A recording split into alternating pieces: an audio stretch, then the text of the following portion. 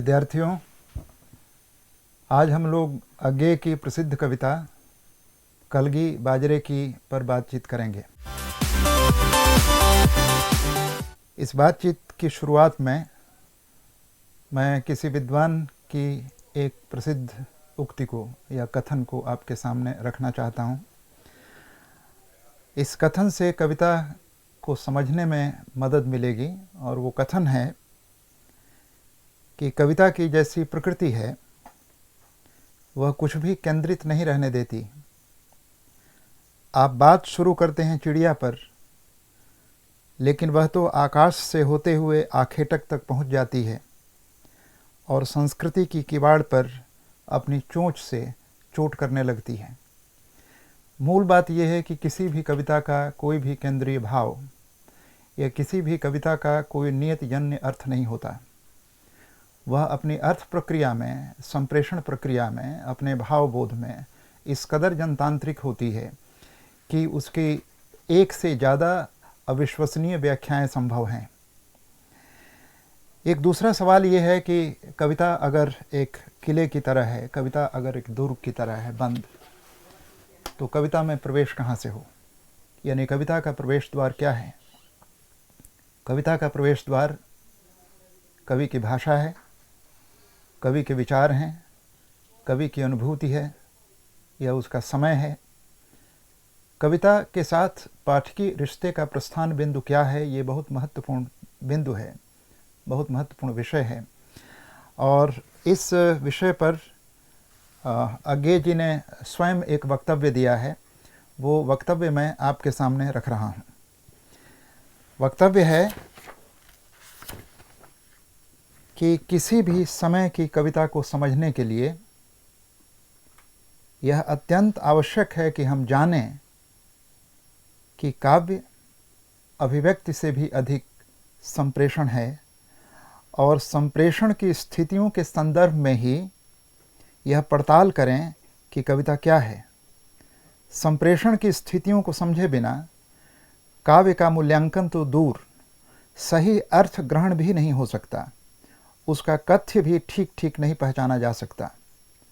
सरलतर ढंग से कहना चाहें तो कह सकते हैं कि बिना यह जाने कि जो कुछ कहा गया है वह किस परिस्थिति में किसके लिए कहा गया है, उसका अर्थ या आशय ठीक ठीक नहीं समझा जा सकता।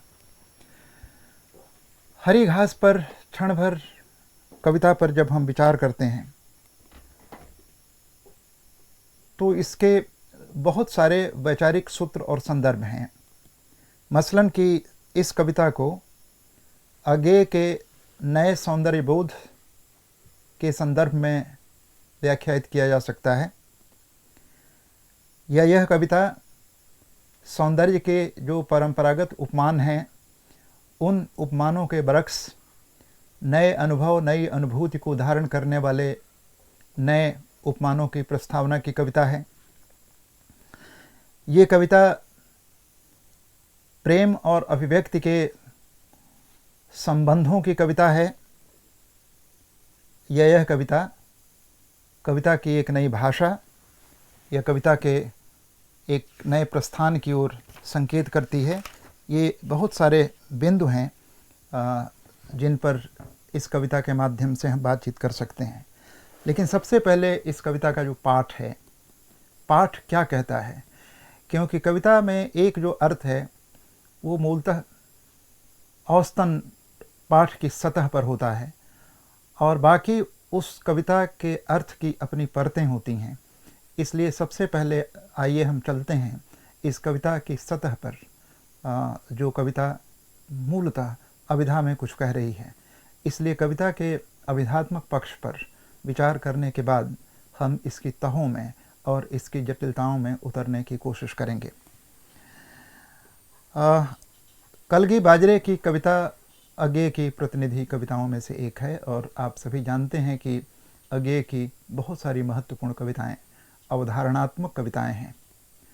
यानी अज्ञे छायावादियों की तरह हृदय की तरंग या भावोच्छ्वास से कविता नहीं लिखते, बल्कि उनकी प्रत्येक कविता की पृष्ठभूमि में कोई वैचारिक संदर्भ होता है, विचार को कविता में परिवर्तित करने की क्षमता अज्ञेय की एक विशिष्ट पहचान है और अज्ञेय इसके लिए जाने जाते हैं। तो यह कविता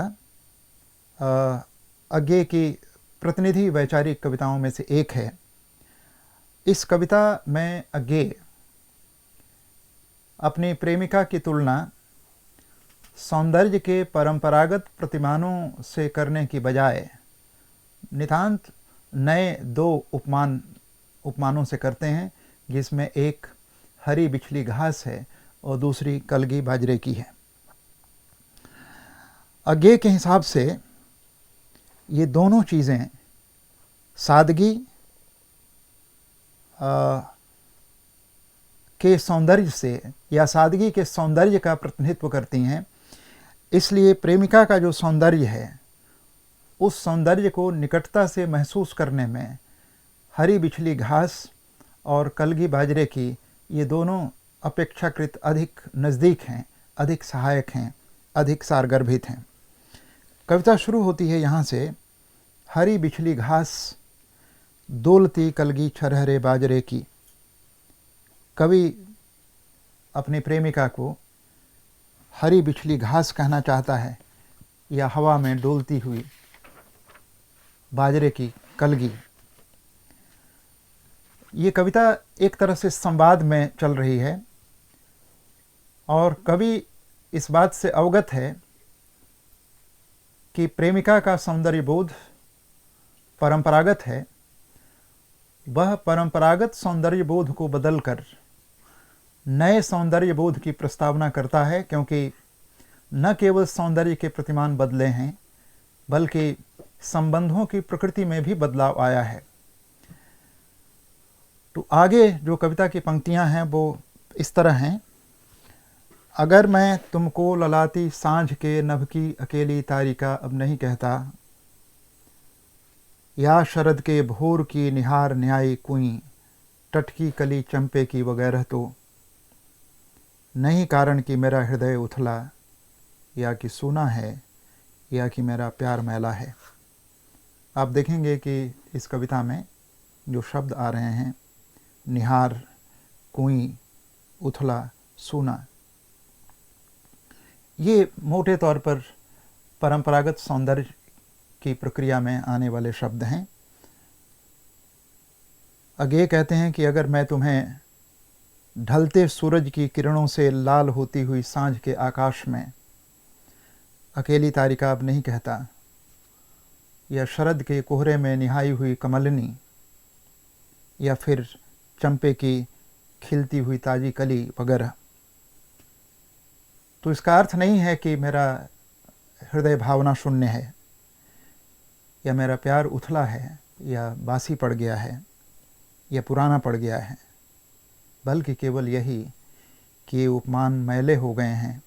देवता इन प्रतीकों के कर गए हैं कूच, कभी बासन अधिक घिसने से मुलम्मा छूट जाता है।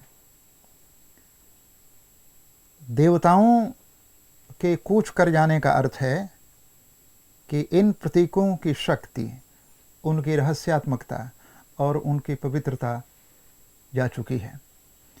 यानी एक तरह से मैं अपनी नई अनुभूतियों को, अपने नए अनुभवों को, नए बोध को, नई चेतना को इन परंपरागत प्रतीकों के माध्यम से या परंपरागत उपमानों के माध्यम से व्यक्त नहीं कर सकता। कवि के अनुसार सौंदर्य के ये जो प्रतिमान परंपरागत हैं, परंपरागत प्रतिमान हैं, ये पुराने पड़ गए हैं। उपमानों के पुराने पड़ जाने का मतलब है अर्थ को अभिव्यक्त करने की इनकी क्षमता चूक गई है।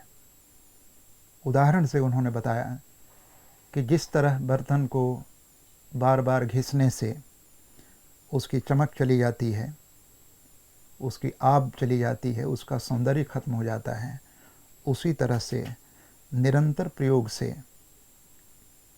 प्रयोग की आवृत्ति से उपमानों की ताजगी, उसकी व्यंजकता, उसकी रहस्यात्मकता, उसकी सृजनात्मकता भी खत्म हो जाती है। शब्द बेजान हो जाते हैं बार बार के प्रयोग होने से।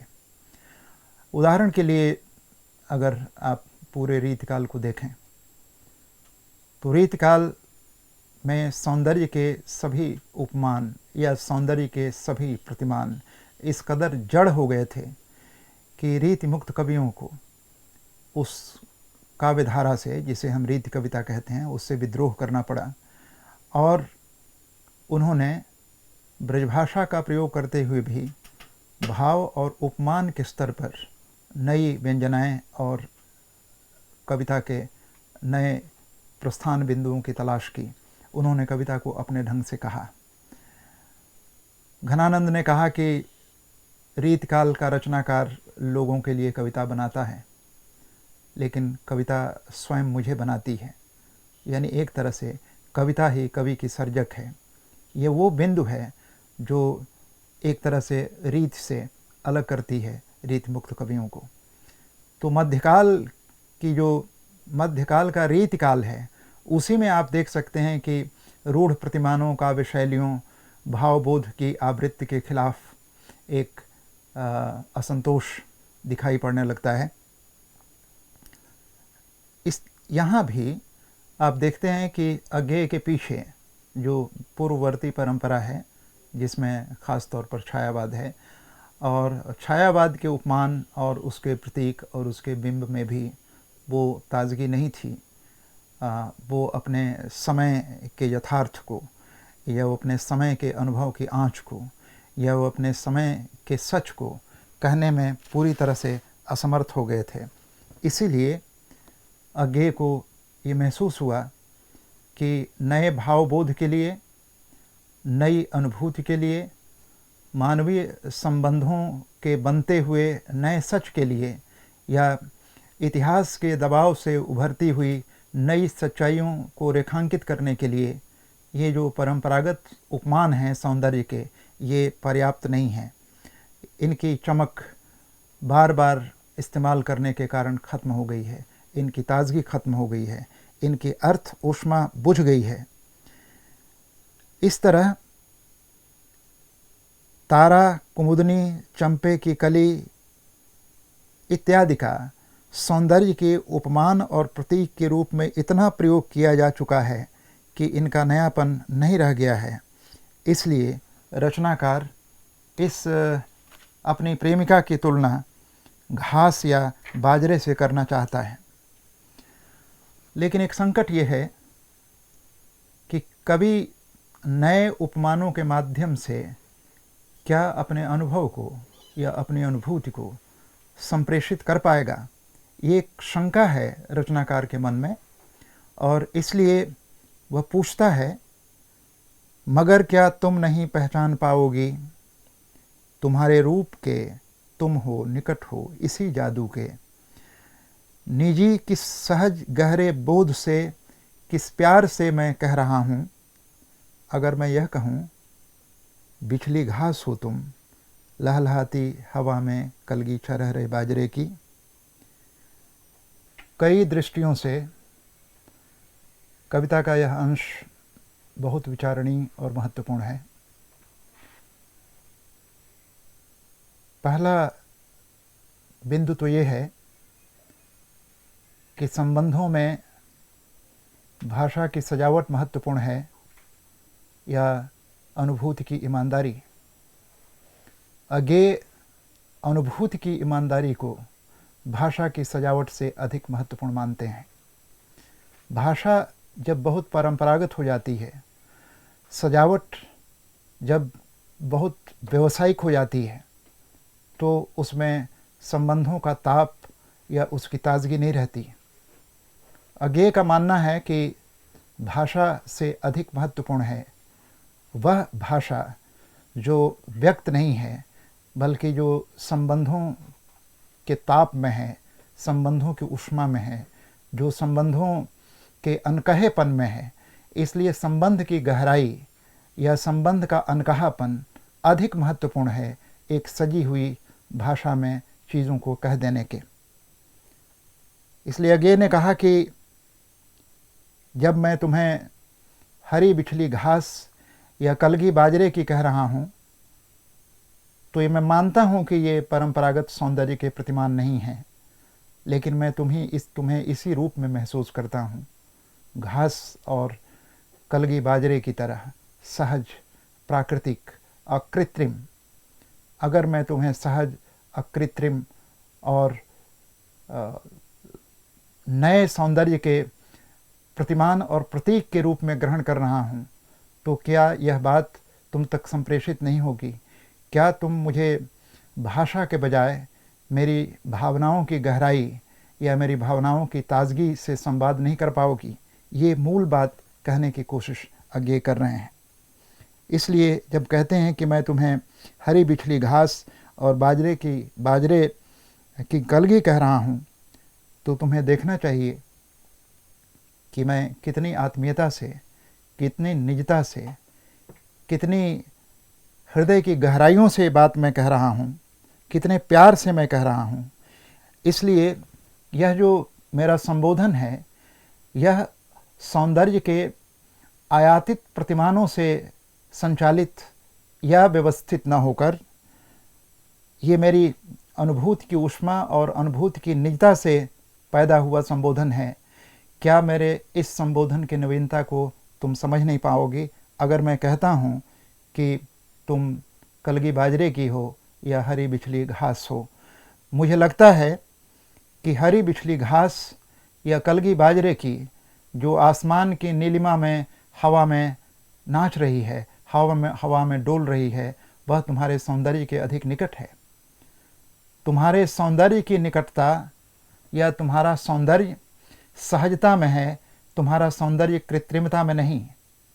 चंपे की कली हो या शरद के भोर में नहाई हुई कुमुदनी हो या सांझ के आकाश में उगा हुआ अकेला तारा हो, ये सौंदर्य के बुझे हुए प्रतिमान हैं या उपमान हैं। और मुझे लगता है कि सौंदर्य के ये चुके हुए, बुझे हुए, पुराने और अनुभूति की ऊष्मा जगाने में असमर्थ शब्दावलियां हैं।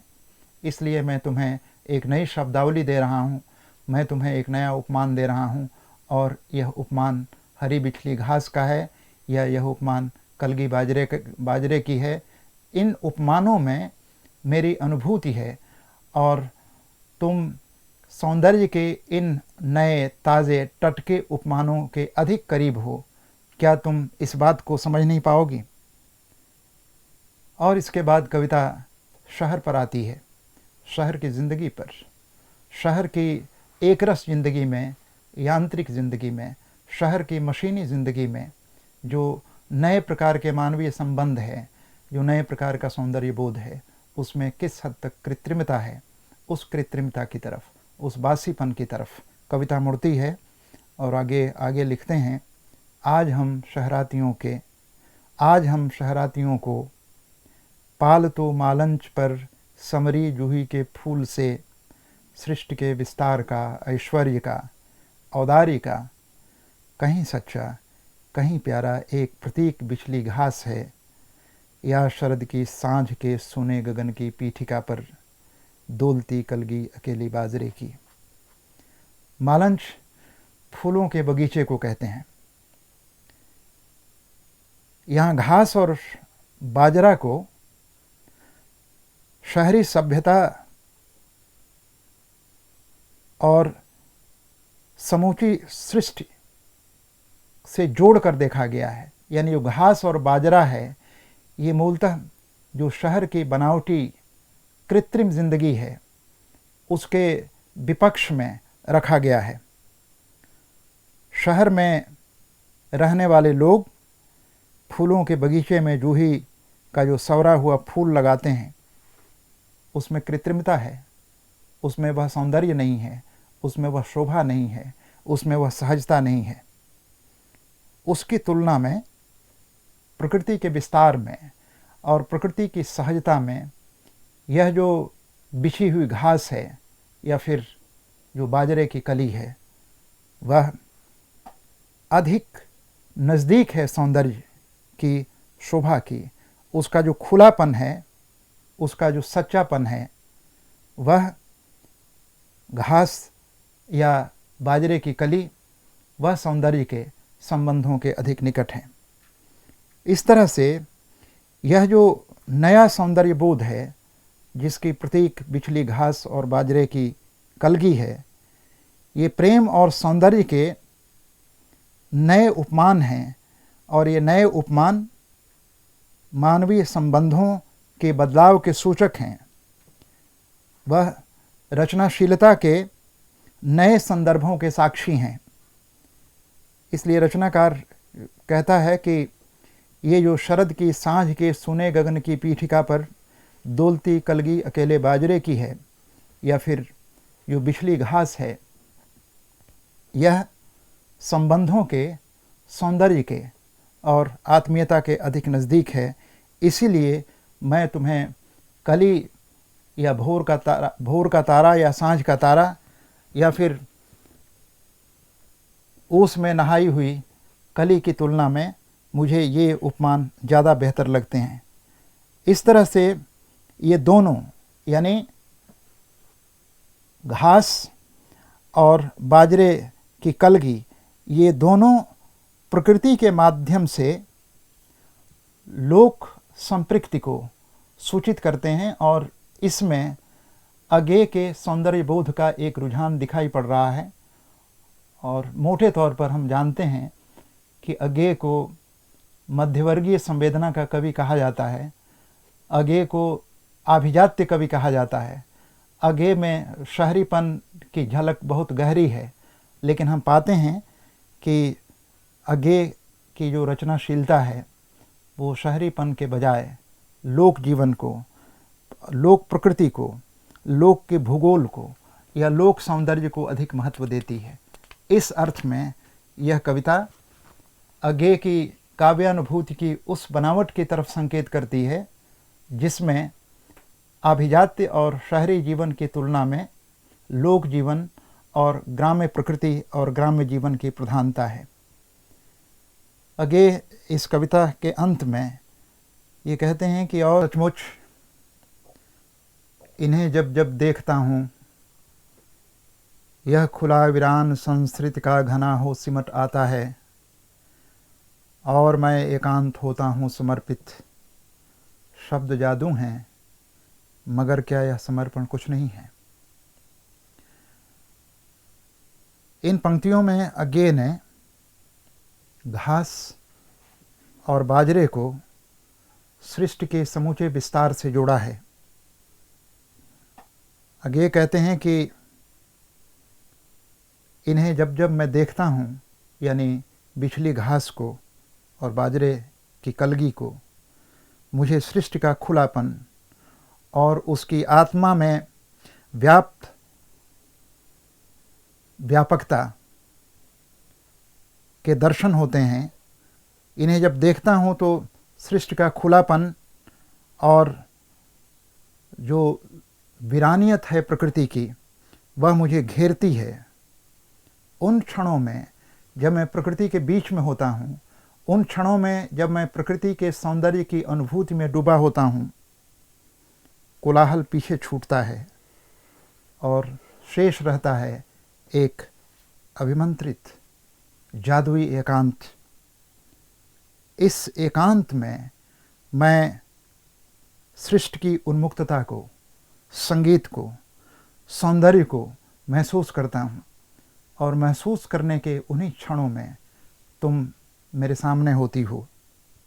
इस तरह इन का साक्षी होना, यानी बिछली घास का और बाजरे की कली के सौंदर्य का साक्षी होना, ये तुम्हारे सौंदर्य की मासूमियत को, तुम्हारे सौंदर्य की सहजता को, तुम्हारे सौंदर्य के संगीत को या तुम्हारे सौंदर्य की रूहानियत को महसूस करता हूँ जब मैं घास और बाजरे की कलगी को देखता हूँ। एक सवाल उठाया गया है कि शब्द जादू हैं।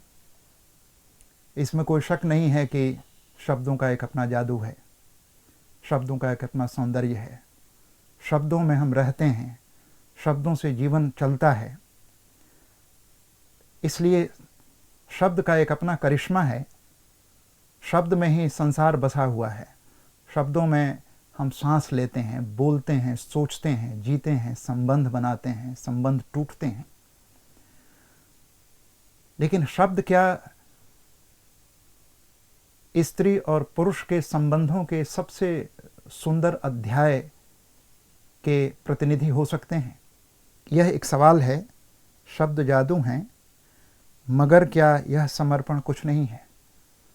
सौंदर्य के जादू और प्रेम में समर्पण के संगीत को आमने सामने रखकर एक बुनियादी प्रश्न अज्ञेय करते हैं। जहाँ समर्पण है वहाँ शब्द नहीं है। इससे क्या समर्पण झूठा पड़ जाता है? शब्द के बिना जो समर्पण घटित हो रहा है भावनाओं के स्तर पर, क्या उसमें उथलापन आ जाता है?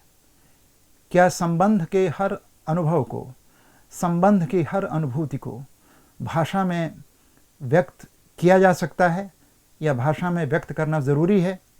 यह एक बुनियादी सवाल है और यह अपने आप में कितना विचित्र किंतु सत्य है कि भाषा को रचना का आत्यंतिक तत्व मानने वाले अज्ञेय इस कविता में शब्द के जादू की तुलना में समर्पण के मौन को या समर्पण के एकांत को अधिक महत्वपूर्ण, अधिक सृजनात्मक, अधिक सार्थक मानते हैं। यह कविता कुछ सवाल उठाती है। एक सवाल तो उपमानों को लेकर है। उपमानों का सवाल केवल कविता का सवाल नहीं है, कविता की भाषा के नएपन का सवाल नहीं है, सौंदर्य की नई अनुभूतियों को भाषा में दर्ज कर देने का सवाल नहीं है। इससे थोड़े गहरे सवाल हैं। इन सवालों पर विचार करने के लिए मैं अज्ञेय की कुछ धारणाओं को आपके सामने रखना चाहता हूँ। सर्जना के क्षण अज्ञेय संपादित किताब है जो उनकी कविताओं का संग्रह है। उसकी भूमिका में अज्ञेय ने कुछ वक्तव्य दिए हैं। मैं आपका ध्यान उन एकाध वक्तव्यों की तरफ ले जाना चाहता हूँ। उसमें पहला वक्तव्य है, पहला कथन है, यथार्थ संबंधी आग्रह कवि के लिए नए प्रश्न उभार रहे थे। छायावाद ने जो भाषा गढ़ी थी वह व्यक्ति के अनुभूत आभ्यंतर यथार्थ को सामने लाने के लिए ज़रूरी थी, पर सामाजिक अनुभूतियों के बाह्य यथार्थ के प्रस्तुतिकरण और संप्रेषण के लिए न छायावाद के शब्द पर्याप्त थे न उसकी भाषा। जाहिर है कि छायावाद की भाषा एक खास ज़रूरत को पूरा करने के लिए विकसित हुई थी। खास तरह के यथार्थ को, खास तरह के जीवन बोध को व्यक्त करने के लिए वो भाषा निर्मित हुई थी। लेकिन कालांतर में यथार्थ बदल गया था, परिस्थितियां बदल गई थीं, जीवन के संबंध बदल गए थे। उन बदले हुए जीवन संबंधों और नई अनुभूतियों को वहन करने की क्षमता छायावाद में नहीं थी। इसलिए छायावाद अपनी तमाम रचनात्मक औदार्य और ऐश्वर्य के बावजूद इतिहास के प्रवाह में पिरामिड की तरह खड़ा रह गया और इतिहास इन पिरामिडों को छोड़कर आगे बढ़ा और आगे के रचनाकारों को अपने लिए नई भाषा, नए उपमान, नई व्यंजनाएं, नए प्रतीक और बिंब विकसित करने पड़े। यह कविता इस बात का साक्षी है, इस बात की गवाही देती है कि नए सौंदर्य बोध के लिए या नए संबंध बोध के लिए जो छायावाद की परंपरागत भाषा है वह अपर्याप्त है। यानी यह कविता यह व्यंजित करती है कि इसमें सौंदर्य के, उपमान के जो नए प्रतीक आए हैं या नए शब्द आए हैं वो केवल यादृच्छिक नहीं है, बल्कि यह है कि इन्हीं नए उपमानों के माध्यम से इस बदले हुए सौंदर्य बोध को या इस बदले हुए संबंध को व्यक्त किया जा सकता है। एक और बात सर्जना के क्षण में अज्ञे ने लिखी है, वो भी विचारणीय है, और वह ये है, काव्य भाषा इकहरी नहीं होती, नहीं होनी चाहिए। काव्य भाषा मुहावरे और समय से बंधने के बजाय उसका विस्तार करती है। कवि का यथार्थ भी सतही और इकहरा नहीं होता, नहीं होना चाहिए। यह कविता भी काव्य भाषा और काव्य मुहावरे का विस्तार करती है, और एक तरह से जो उपलब्ध है, जो परंपरागत है, उस उपलब्ध और परंपरागत उपमानों के प्रति अवज्ञा न रखते हुए भी यह सिद्ध करती है और इस पर बल देती है कि नए उपमानों की ज़रूरत है, क्योंकि पुराने उपमानों की ऊष्मा खत्म हो गई है। इन नए उपमानों के माध्यम से ही प्रेम के अनुभव को, या मानवीय संबंधों को, या समय के सच को सर्जना के धरातल पर दर्ज किया जा सकता है। यह कविता के नए भाषा संसार और नए संबंध बोध की तरफ इशारा करती है। इसीलिए कलगी बाजरे की कविता केवल प्रेम कविता या सौंदर्य का बयान करने वाली कविता नहीं है, बल्कि उसमें छायावदोत्तर जीवन दर्शन का बहुत गहरा प्रभाव है। धन्यवाद।